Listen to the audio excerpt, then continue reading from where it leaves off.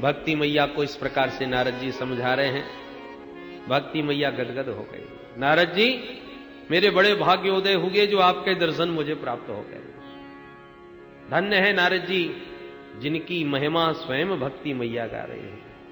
जयति जगति माया यस्य कायाधवस्ते वचन रचन में कम केवलम चाकलय्ये ध्रुव पदमपि यातो यत्कृपातो ध्रुवोऽयं सकल कुशल पात्रम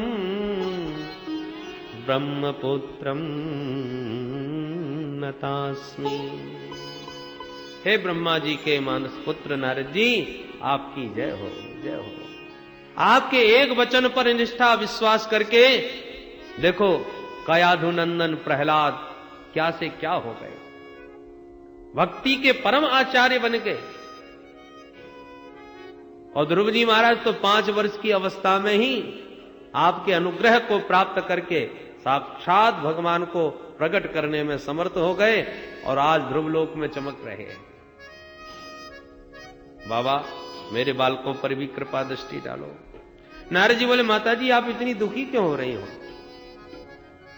अरे जिन प्रभु ने कौरवों की कुत्सित सभा के बीच से द्रौपदी की रक्षा करी, वो कृष्ण कन्हैया आज भी हमारे मध्य विराजमान है। सकृष्ण क्वापि नो गतः, वो कहीं चले नहीं गए, आज भी भक्तों के पास, भक्तों के हृदय में है।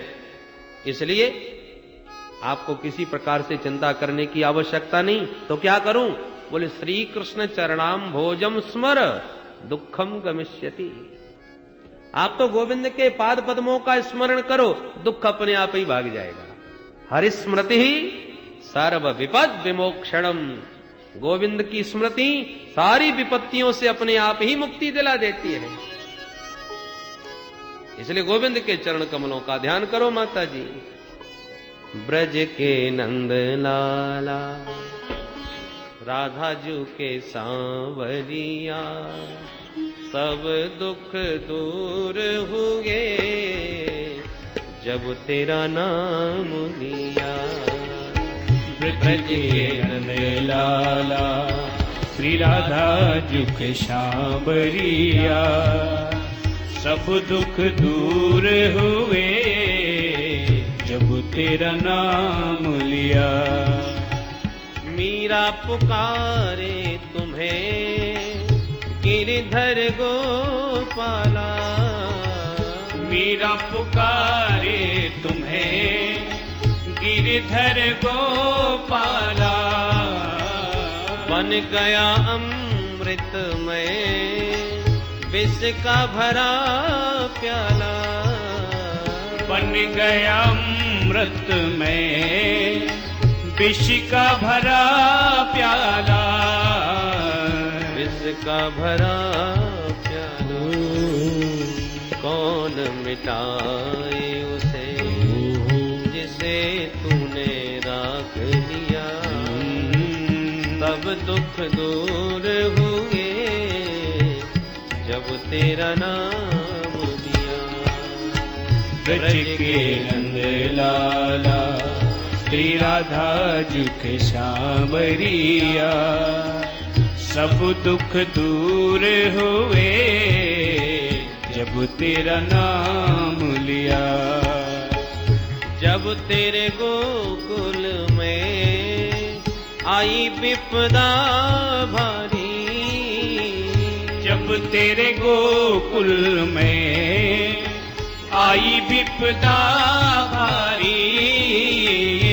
एक साजे पे सारी विपदा टारी, एक सारे पर सारी विपदा टारी, सारी विपदा टारी। मुड़ गया गोवर्धन जिसे तूने उठा लिया, तब दुख दूर होंगे जब तेरा नाम लिया। ब्रज के नंद लाला हरि बोल। श्री राधा जी के सांवरिया, सब दुख दूर हुए जब तेरा नाम लिया। नैनों में श्याम बसे मन में बनवारी, नैनों में श्याम बसे मन में बनवारी, सुध बिसराए गई मुरली की धुन प्यारी, सुध बिसराए गई मुरली की धुन प्यारी, मुरली की धुन प्यारी। मेरे मन मंदिर में रास रचाओ रसिया, सब दुख दूर होंगे जब तेरा नाम लिया। ब्रज के नंद राधे श्री राधा जी के सांवरिया, सब दुख दूर हुए जब तेरा नाम लिया। देख रहे हो तुम मेरे दुखड़े सारे, देख रहे हो तुम मेरे दुखड़े सारे, कब दर्शन दोगे मेरी आंखों के तारे, कब दर्शन दोगे मेरी आँखों के तारे, अब दर्शन दे दो नयनों के तारे, अब दर्शन दे दो नैनों के तारे, नैनों के तारे। अधर पे मुरली है, कांधे पे कांवरिया, सब दुख दूर होंगे जब तेरा नाम लिया। ब्रज के नंद लाला श्री राधा जी के सांवरिया, श्री राधा जी के सांवरिया, सब दुख दूर हुए जब तेरा नाम लिया। ओ सब दुख दूर होंगे जब तेरा नाम लिया। ओ सब दुख दूर हुए जब तेरा नाम लिया। ओ सब दुख दूर होंगे जब तेरा नाम लिया। ओ सब दुख दूर हुए जब तेरा नाम लिया। बोल भक्त वत्सल भगवान की जय।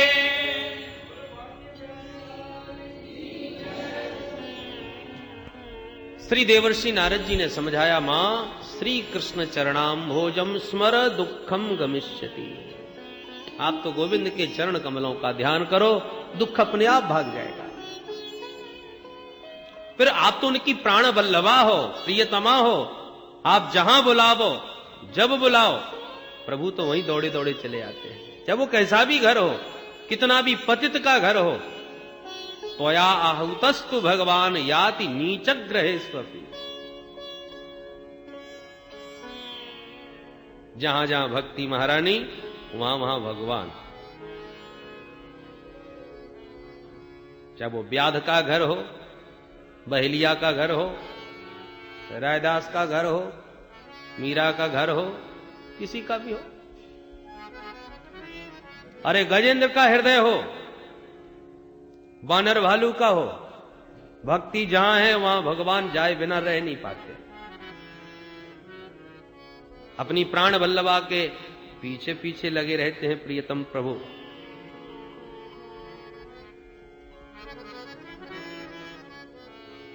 भक्ति की बड़ी महिमा नारद जी ने गाई।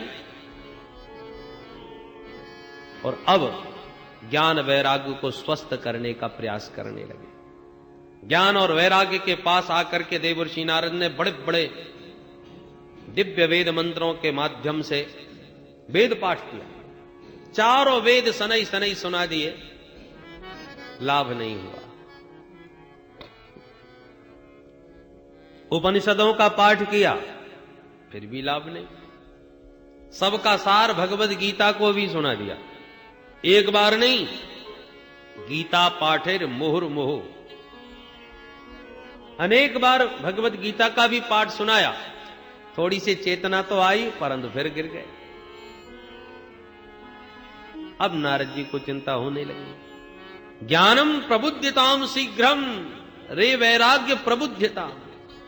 ज्ञान खड़े हो जाओ, वैराग्य सावधान हो।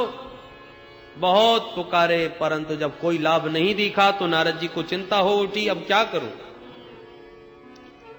मेरे तो औषधालय में जितनी चूरन चटनी थी सब चटा दी। स्वास्थ्य नहीं ठीक हो रहा इन दोनों का, तो अब कौन सी दवा लाई जाए।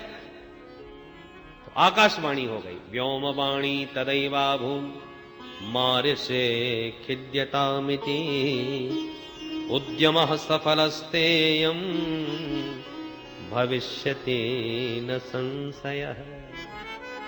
आकाशवाणी ने दिशा निर्देश किया, नारद जी उद्यम करो, सफलता अवश्य मिलेगी। क्या करूं। आकाशवाणी ने कहा, एतदर्थम तु सत्कर्म सुरर से त्वम समाचर। सत्कर्म करो नारद जी, तभी ये स्वस्थ होंगे। और वो सत्कर्म का स्वरूप कैसा होना चाहिए, कैसा होगा, ये कोई संत तुम्हें समझाएगा। किसी संत से पूछिए। अब नारद जी सोचने लगे। आकाशवाणी ने भी बात गोलमाल करी, स्पष्ट नहीं कहा। अरे या तो कोई संत का नाम ही बता देते कि अमुक महात्मा के पास चले जाओ, तो मैं सीधा पहुंच जाता। या दवा का ही ठीक से नाम बता देते तो मैं उस दवा को ढूंढ लाता। सत्कर्म करो और कोई संत समझाएगा, दोनों बात गोलमाल। तो इतनी में ये वेद उपनिषद और गीता के पाठ सुना रहा था, ये क्या सत्कर्म नहीं था। यदि ये सत्कर्म नहीं है तो सत्कर्म का स्वरूप कैसा होगा और कौन संत समझाएगा। चलो ढूंढते हैं, कोई ना कोई तो मिलेगा ही। नारद जी निकल पड़े, जो महात्मा मिलता है उसी को प्रणाम करते हैं। महाराज जी बताइए सत्कर्म किसे कहते हैं। छोटे मोटे महात्मा तो वैसे ही नारद जी के हाथ जोड़ लेते हैं। नारद जी ब्रह्मा जी के पुत्र हो, सारे ब्रह्मांड में तुम्हारी गति है, और इतना दुनिया भर में घूमने वाले महात्मा हमसे आके पूछ रहे हैं कि सत्कर्म किसे कहते हैं। हम क्या बतावेंगे महाराज। और जो बहुत प्रतिष्ठित महंत महात्मा थे, उनके पास जाकर के पूछा, महाराज आप बताइए, तो वो अपनी इज्जत बचाने के लिए सारा कर लेते हैं। आजकल नवदुर्गाओं में हमारा मौन व्रत चल रहा है। बोलो जय श्री कृष्ण। मौन खुलेगा तब बात करेंगे इशारे में। मुंह की भूतास तथान्य तू कि अंतस्तु पलायता। कुछ मौन व्रत लेके बैठ गए, कुछ दाएं बाएं हो गए, पर नारद जी को समुचित प्रत्युत्तर देने वाला कोई महात्मा नहीं मिला। अब नारद जी को और भी ज्यादा परेशानी बढ़ गई, क्या किया जाए भाई। सामान्य कोई व्यक्ति दवा पूछे तो कोई भी डॉक्टर बता दे, पर कोई बहुत बड़ा नामी डॉक्टर, वैद्य, अनुभवी, विख्यात, वो यदि किसी औषधि की बात करे तो छोटे मोटे डॉक्टर बताने में भी साहस नहीं जुटा पाते कि भाई इतना बड़ा विशेषज्ञ हमसे पूछ रहा है तो क्या बताए। तो नारद जी कोई अपने में कम संत थोड़ी है, महान संत है, तो उनको जवाब देने वाला कोई ऐसे ही थोड़ी साहस कर लेगा। जब कोई कहीं से भी जवाब नहीं मिला, तब नारद जी सीधे बद्रीनाथ की ओर चल पड़े। भगवान नर नारायण का जहां नित्य निवास है, ऐसे उस विशालापुरी में मेरा समाधान अवश्य हो जाएगा। यही सब सोच करके नारद जी बद्रीनाथ में विचरण कर रहे थे, सो चारों भैया सनकादियों से भेंट हो गई। नारद जी अपनी पूरी व्यथा कथा सुना के कहते हैं, महाराज अब आप ही बताइए। आपने मेरी चिंता का कारण पूछा, मैंने समस्या पूरी सामने रख दी। अब कृपा करके बताइए वो सत्कर्म कौन सा है जो आकाशवाणी ने मुझे बताया। आप कोई साधारण महात्मा तो हो नहीं महाराज। आपकी सबसे बड़ी पहली विशेषता तो यह है कि सदेह वैकुंठ में पहुंच गए। और भगवान के नित्य पार्षदों ने जब आपको रोकने का दुस्साहस किया तो टेढ़ी भ्रकुटी करके 3 जन्म के लिए उन्हें धरती पर गिरा दिया। येषां भूभंग मात्रेण द्वारपालौ हरे पुरा भूमौ निपतितौ सद्यो यत्कृपात पुरंगतौ। टेढ़ी भ्रकुटी करने मात्र से भगवान के नित्य पार्षद नीचे गिर गए और आपकी कृपा से ही फिर दोबारा अपने स्थान पर पहुंचे। ये आपकी प्रतिभा है, ये आपका तप है। प्रत्यक्ष आपके जीवन में उस तपस्या का प्रभाव यह है कि 24 घंटे हरिश शरणम ये मंत्र चलता रहता है। इसलिए जरा युष्मान न बाधते, बुढ़ापा कभी आपको आता ही नहीं। पूर्वजों के भी पूर्वज हो गए पर 5 साल से कभी 6 साल के नहीं हो गए। काल गति आपको प्रभावित नहीं कर पा रही महाराज। इसलिए आप जैसा संत और कहां होगा। कृपा करके मुझे आप ही बताइए कि वो सत्कर्म कौन सा था जो आकाशवाणी ने मुझे बताया। चारों भैया मुस्कुराए और बोले नारद जी, मात्र इतनी छोटी सी बात को लेकर के तुम इतने परेशान हो रहे हो। बिल्कुल चिंता को त्याग दो, समाधान हमारे पास है। मां चिंताम कुरु देवर्षे हर्षं चित्ते समावह उपायः सुख साध्योत्र वर्तते पूर्वैवहि। हम आपको समाधान देंगे। क्या समाधान है महाराज, ये तो बताओ। सनकादियों ने कहा वो जो सत्कर्म आकाशवाणी ने कहा था वो कोई और नहीं, श्रीमद् भागवतालाप सतुगीत सुखादिभि। सुखदेव जैसे परमहंसों के श्रीमुख से गाया हुआ वह मधुर गीत श्रीमद् भागवती ही वह दिव्य महौषधि है जिसका पान करते ही ज्ञान वैराग्य की वह वृद्धावस्था दूर हो जाएगी और नव यौवन संपन्न होकर के अपनी मैया के साथ नाचेंगे। अच्छा महाराज, बात कुछ जची नहीं। क्यों भाई, दवा पर भरोसा नहीं? बोले महाराज बड़े बड़े इलाज करा दिए, बड़ी महंगी महंगी दवाई पिला दी और इतनी महंगी दवाइयां खाकर और इतने बड़े बड़े डॉक्टरों से इलाज कराने के बाद अब विश्वास नहीं हो रहा कि 2 रुपए की ये चूरन चटनी भी ठीक कर दे सकती हैं क्या उस मरीज को। पर कभी कभी ऐसा ही कमाल होता है। विदेशों में डॉक्टरों को दिखा दिया, फायदा नहीं हुआ, और फायदा हुआ तो गांव के वैद्य जी के चवन्नी की चटनी ने चमत्कार कर दिया। शायद मिला के चटाई और रोगी ठीक। सनकादि कहते नारद जी वही दावा हमारा है। तुमने सारे वेद सुनाए, उपनिषद सुनाई, भगवद गीता सुनाई, परंतु हम आपको विश्वास दिलाते हैं कि श्रीमद् भागवतालाप, ये जो भागवत का दिव्य मधुर जो गीत है सुखदेव जैसे परमहंसों का गाया हुआ, इसका श्रवण कराओ, ज्ञान वैराग्य स्वस्थ हो जाएंगे, सारी बीमारी उनकी दूर हो जाएगी। नारद जी बोले पर प्रश्न यह है महाराज कि भागवत तो मैंने भी पढ़ाया अपने पिताश्री से। मेरे पिता ब्रह्मा जी ने ही मुझे भागवत का अध्ययन कराया था महाराज, इसलिए मैं जानता हूं कि भागवत क्या है। भागवत में जो भी व्याख्याएं हैं वो सब वैदिक सूत्रों की ही व्याख्या है। वेद रूपी वृक्ष का ही तो फल श्रीमद् भागवत है। अब मेरा प्रश्न यह है कि जब वेदों से ही कुछ नहीं हुआ तो वेदों की व्याख्या करने वाले ग्रंथ श्रीमद् भागवत से भला क्या हो जाएगा। सनकादिक मुस्कुराए और बोले नारद जी, कोई आम का मीठा फल खाने वाला यह कहे कि वाह, फल जब इतना मधुर है तो वृक्ष कितना मधुर होगा जिसने इसको पैदा किया है।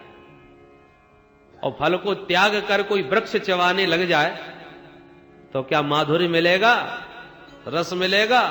किसी काल में नहीं। स्वाद लेने के लिए फल का ही सेवन करना पड़ेगा, वृक्ष में वो स्वाद नहीं मिलने वाला।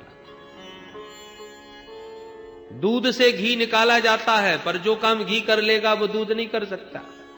घी में बढ़िया बढ़िया पूड़ी सेकते सेकते घी खत्म हो जाए तो कोई कहे बाकी की पूरी दूध में निकाल लो, क्योंकि दूध से ही तो घी निकला है, पर दूध से कुछ नहीं होने वाला। गन्ना का रस ही शक्कर बनता है, पर जो मिठाइयां शक्कर से बनती हैं वो गन्ना के रस से नहीं बन पाएंगी।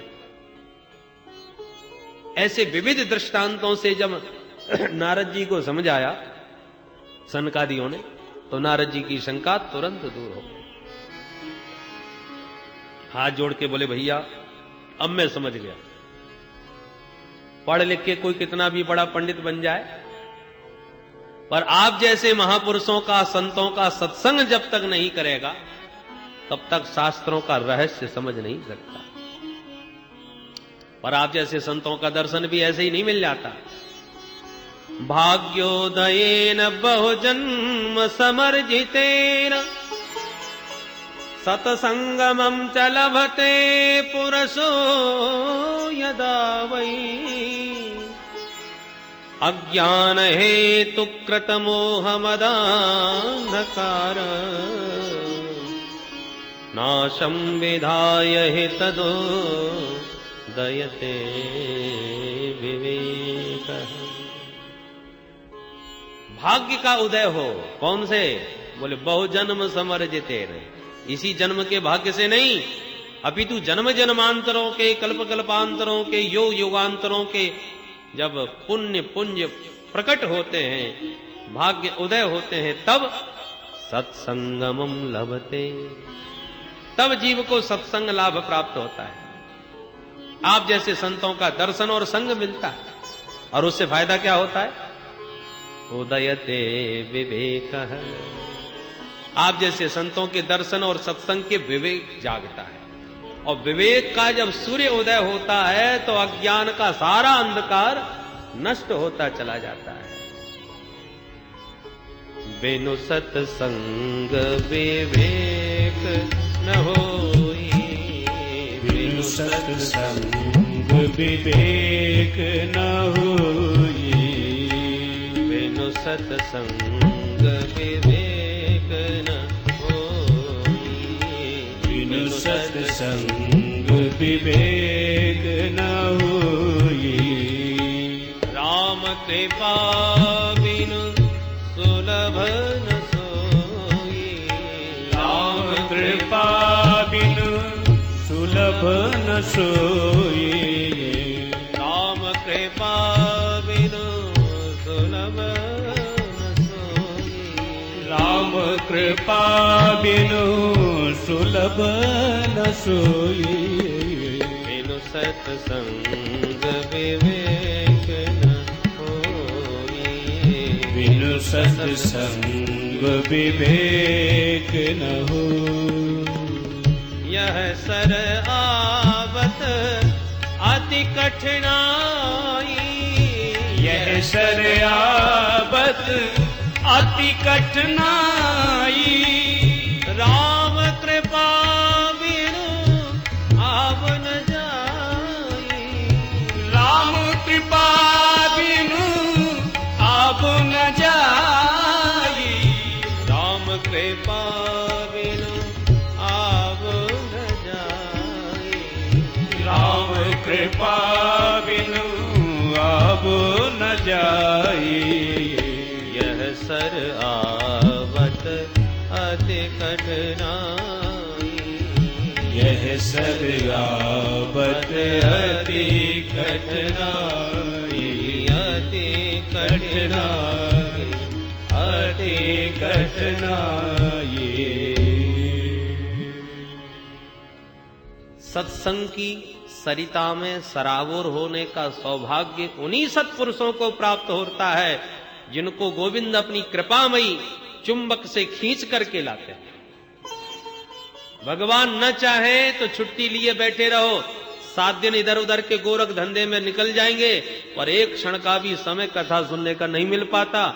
चाह करके भी लोग नहीं आ पाते। आते वही हैं जिनको हरि अपनी कृपा की चुंबक से खींच करके बुला लेते हैं। नारद जी बोले महाराज मेरा परम सौभाग्य आप जैसे संतों का मुझे दर्शन प्राप्त हुआ। अब तो मैं आपके ही श्रीमुख से भागवत संहिता श्रवण करना चाहता हूं। जगह आप बताइए, व्यवस्था हम करेंगे। सनकादिक बोले नारद जी हमें तो एक ही प्यारी जगह लगती है, कौन सी? गंगा द्वार समीपे तु तटमानंद नामकम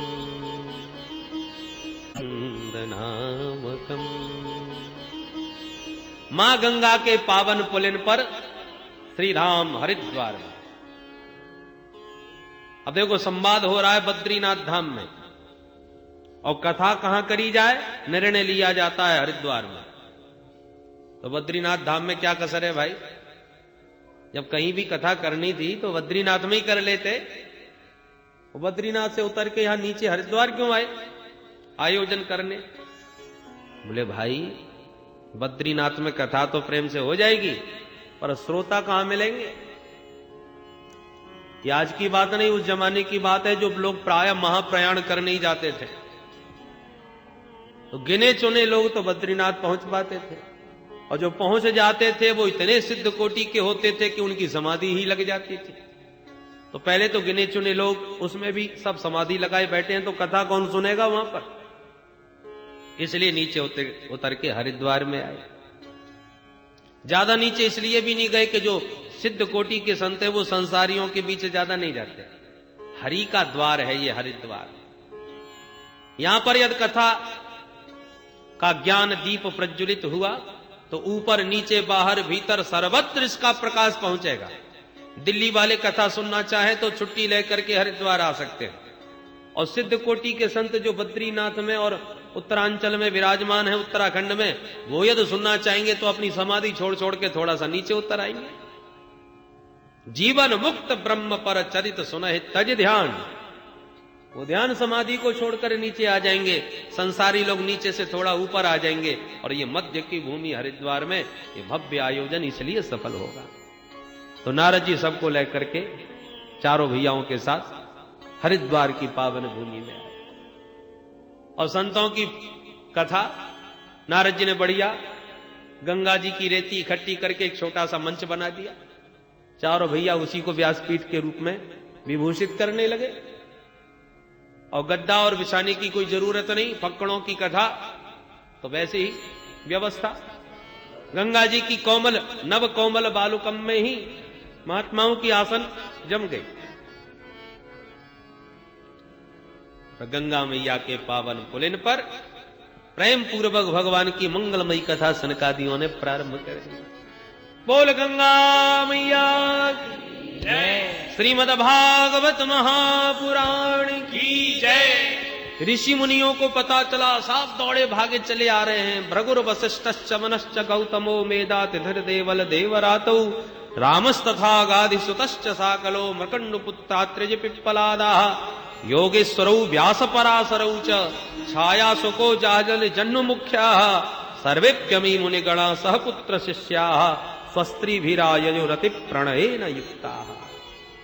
जो गृहस्थ संत थे वो अपने स्त्री पुत्रादिकों के साथ दौड़े दौड़े आए। जो विरक्त संत थे वो अपने शिष्य परिकर को साथ में लेके आए। सहपुत्र शिष्या, सब ऋषि मुनि दौड़े दौड़े आए, और गंगा तट ऋषियों से भर गया। कोई जय जयकार बोल रहा है तो कोई शंख फूंक रहा है। जय शब्दो नमः शब्द शंख शब्दस्तथैव च। गंगा का तट जय घोष से गूंज उठा, और उस पावन संतों के समाज के मध्य गंगा के किनारे सनकादियों ने कथा का शुभारंभ किया।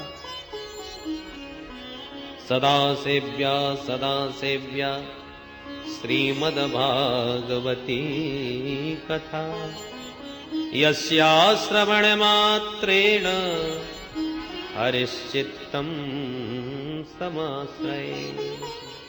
भैया भगवान की कथा सदैव श्रवण करने योग्य है। इसके श्रवण करने मात्र से चित्त में हरि चिपक जाते हैं। वो टेढ़ी टांग वाला द्रवीभूत चित्त में ऐसा गड़ जाता है कि तुम निकालना भी चाहोगे तो निकलेगा नहीं। पुरुष सूक्त के पाठ से, गायत्री के जाप से जो सुकृत प्राप्त होता है वो भागवत के श्लोक के पाठ करने मात्र से श्रवण हो जाता है। और मानव तन पा करके भी जिसने इस परम लाभ को प्राप्त नहीं किया वो चांडाल के समान है, गधे के समान है, श्वास लेता हुआ मुर्दे के समान है। न जाने कितनी गालियां दे डाली। सनकादिक बोले ये गाली हम नहीं दे रहे, एवं बदंती दिव्य देव समाज मुख्या, ऐसा देव समाज कहता है कि इन अभागों को देखो कि भगवान के चरित्रामृत की धारा बह रही है और ये उसमें आचमन और अवगाहन नहीं करते। हम लोग अमृत का कलश लेके गए फिर भी भगा दिए गए। इसलिए उन जीवों के दुर्भाग्य पर देवता उन्हें गालियां देते हैं। भागवत की महिमा मुक्त कंठ गाही रहते सनकादिक कि उसी क्षण एक दिव्य अलौकिक नाम संकीर्तन सबके कान में सुनाई पड़ने लगा और सबने क्या देखा कि भक्ति स्तुतौ तौ तरुणौ ग्रही